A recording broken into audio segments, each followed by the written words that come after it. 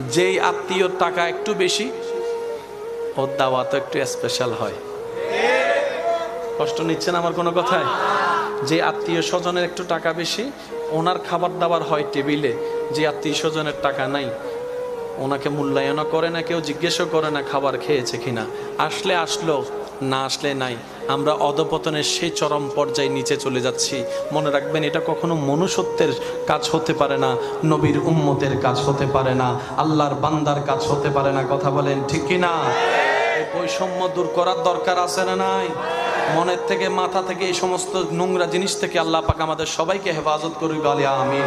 এবার আপনার আমার নবী আল্লাহ তাআলা এমন ভাবে সম্পদ দিলেন, একটু বুঝবেন, নবীকে আল্লাহ এমন ভাবে সম্পদ দিলেন, বড় বড় সম্পদওয়ালা পর্যন্ত নবীর সামনে এসে, একটু জোরে বলি না, বড় বড় শত্রু পর্যন্ত নবীর সামনে এসে চোখে চোখ রেখে কথা বলতে পারে না, অন্যদিকে তাকায় থাকতে হয়। সুবহানাল্লাহ।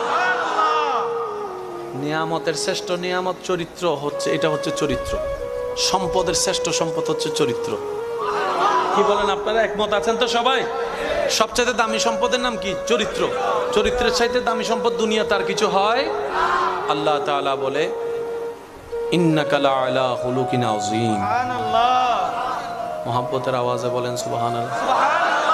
আপনি আমি ভোটার আইডি কার্ড বানাইতে গেলে, পাসপোর্ট বানাইতে গেলে ওই এলাকার যে কোনো একজন সরকারি প্রতিনিধির কাছ থেকে একটা চরিত্রের সার্টিফিকেট নিতে হয়। সেখানে উনি না দেখা সিগনেচার করে দেয়, সিল মারা থাকে, সিগনেচারটা পরে করে দেয়, লেখা থাকে আমার জানা মতে